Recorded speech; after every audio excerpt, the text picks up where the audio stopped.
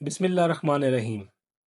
حضرت ابو ہریرہ رضی اللہ تعالیٰ عنہ اور حضرت ابو سعید رضی اللہ تعالیٰ عنہ نبی کریم صلی اللہ علیہ وآلہ وسلم سے روایت کرتے ہیں، آپ صلی اللہ علیہ وآلہ وسلم نے فرمایا، مسلمان کو جو پریشانی، غم، رنج، تکلیف اور دکھ پہنچتا ہے، حتیٰ کہ اگر اسے کوئی کانٹا بھی چبھتا ہے تو اللہ اس تکلیف کی وجہ سے اس کے گناہ معاف فرما دیتا ہے۔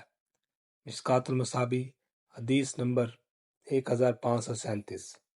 حضرت ابو سعید رضی اللہ تعالیٰ عنہ سے روایت ہے کہ جبرائیل علیہ السلام نبی صلی اللہ علیہ وآلہ وسلم کی خدمت میں حاضر ہوئے اور انہوں نے فرمایا، محمد آپ بیمار ہیں؟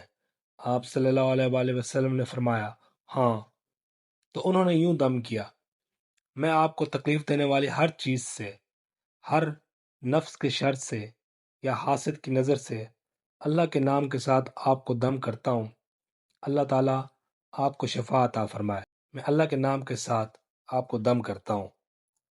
مشکوٰۃ المصابیح، حدیث نمبر 1534۔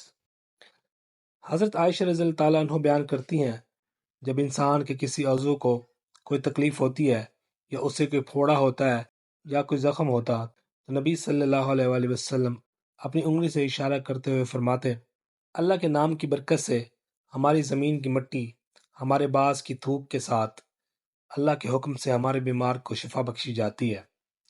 مشکوٰۃ المصابیح، حدیث نمبر 1531۔ حضرت عائشہ رضی اللہ تعالیٰ عنہ بیان کرتی ہیں، جب ہم میں سے کوئی بیمار ہو جاتا تو رسول اللہ صلی اللہ علیہ وسلم اس پر اپنا دایاں ہاتھ پھیرتے، پھر یہ دعا پڑھتے، لوگوں کے پروردگار، بیماری دور کر دے، شفا عطا فرما، تیرے سوا کوئی شفا دینے والا نہیں، تو شفا دینے والا ہے، اور ایسی شفا عطا فرما جو کسی بیماری کو باقی نہ چھوڑے۔ مشکوٰۃ المصابیح، حدیث نمبر 1503۔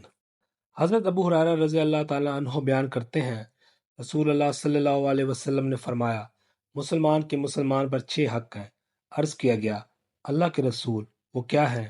آپ صلی اللہ علیہ وآلہ وسلم نے فرمایا، جب تو اس سے ملاقات کرے تو اسے سلام کر، جب وہ تمہیں دعوت دے تو اسے قبول کر، جب وہ تمہیں نصیحت چاہے تو اسے نصیحت کر، جب وہ چھینک مار کر الحمدللہ کہے تو اسے یا رحمک اللہ کہہ کر جواب دے، جب بیمار ہو جائے تو اس کی عیادت کر، اور جب وہ فوت ہو جائے تو اس کے جنازے میں شریک ہو۔ مشکوٰۃ المصابیح، حدیث نمبر 1525۔